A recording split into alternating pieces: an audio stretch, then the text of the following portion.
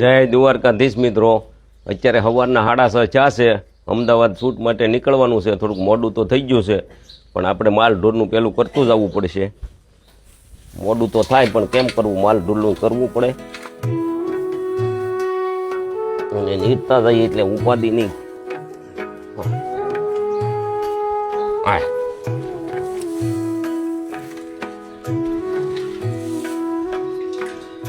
આપણે આપણા માલને તો નીરીએ, પણ આ રખડતા બખડતા છે એને થોડુંક નીરતા જઈએ.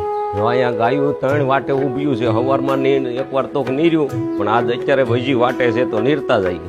હાલે હાલે અહીંયા એનું ભાઈ 4 દિવસથી વરસાદ પડે છે. હાલે માણસાઈ જરાય નથી રહી અત્યારે આ સમયમાં.